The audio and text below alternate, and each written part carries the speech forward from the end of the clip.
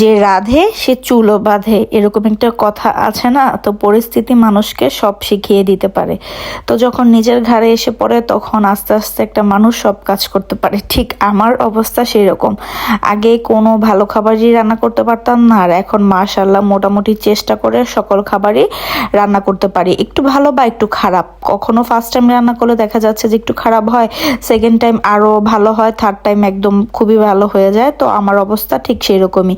তো পোলাও, রোস্ট, বিরিয়ানি, খিচুড়ি, তেহারি এগুলি কিছুই রান্না করতে পারতাম না। তো এখন আস্তে আস্তে ট্রাই করার পরে মোটামুটি সকল রান্নাই করতে পারি। আর আলহামদুলিল্লাহ, খাবার একদম যে খারাপ হয় তা না, খুবই মানে আমার ফ্যামিলি সবাই খুব পছন্দ করে, এটাই হচ্ছে সবচেয়ে বড় কথা। তো খাবার রান্নার পরে যদি কেউ প্রশংসা করে সেটা তো মানে খুবই খুশি লাগে। যদি ভালো হয়, নিজের কাছে খাওয়ার পরে যদি মনে হয় যে না খাবারটা ভালো বা পরিবারের সবাই ভালো বলতেছে, তখন মনে একটা শান্তিও লাগে। তো একটা মেয়ে আগে যা না পারে, দেখা যাচ্ছে যে নিজের সংসার হলে পরে পরিস্থিতিতে পড়েও সব কাজ শিখে যায়। তো আগে সেরকম পরিস্থিতি ছিল না, তো তখন শেখাও লাগেনি। কিন্তু এখন যেহেতু বিদেশে আসছি, তো খেতে হলে রান্না করতেই হবে, এটাই হচ্ছে সবচেয়ে বড় কথা। যেই খাবারই খেতে চাই না কেন, বাঙালি খাবার বিশেষ করে খাওয়া মানেই হচ্ছে নিজে রান্না করা। তো আমি যে কোনো খাবারই এখন ট্রাই করি, এক্সপেরিমেন্ট করি, মানে কিভাবে ভালো হয় বা কিভাবে খাবারটা দেখতে সুন্দর হবে। তো আমি ইউটিউব দেখে দেখে বেশ মোটামুটি সকল খাবারের ট্রাই করি। মিষ্টান্ন জাতীয় খাবারগুলি এখন পর্যন্ত ট্রাই করিনি, কিন্তু মোটামুটি বাকি চাইনিজ আইটেম হোক বা আমাদের দেশীয় খাবার যেরকম পোলাও, মাংস, রোস্ট, বিরিয়ানি, এগুলি আমি মানে ট্রাই করি। তো আলহামদুলিল্লাহ ভালোই হয়। তো যেহেতু গতকালকে সোমবার ছিল, তো সাজালের বাবা যেহেতু বাসায় ছিল, তো সে বলতেছে অনেকদিন হয়েছে পোলাও রোস্ট খাওয়াও না, তো আজকে একটু পোলাও আর রোস্ট রান্না করো।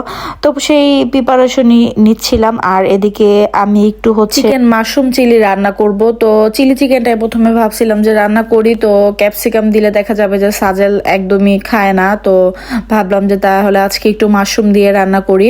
তো মাশরুমটা দেখা যাচ্ছে যে সাজেল একটু একটু খায়। তো আমি আর কিচ্ছু দিইনি, কাঁচামরিচ, পেঁয়াজ আর মাশরুম সাথে মাংস দিয়ে এখন হচ্ছে এটাকে রান্না করে নিচ্ছিলাম। যা যা সস দেওয়ার জন্য soya sauce, oyster sauce, chilli sauce দিয়ে তারপর একটু ভাজা ভাজা করে নিয়ে এর মধ্যে পরিমাণ মতো পানি দিয়ে দেন হচ্ছে আমি কর্নফ্লাওয়ার গুলিয়ে রাখা পানিটা দিয়ে দিব। জাস্ট হয়ে যাবে, একদম কম টাইমে হয়ে যাবে।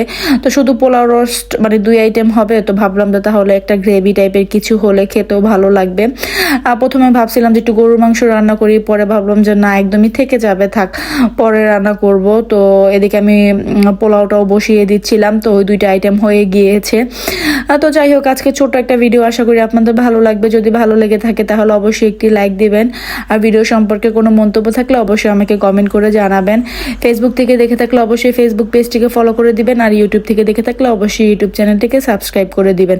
তো ভিডিওটি দেখতে দেখতে ভালো লেগে গেলে প্লিজ ভিডিওটিকে শেয়ার করে দিবেন, যাতে অন্যান্য মানুষও দেখতে পারে। তো এই তো রান্না হয়ে গিয়েছে, সাথে আমি একটু সালাদও কেটে নিয়েছিলাম।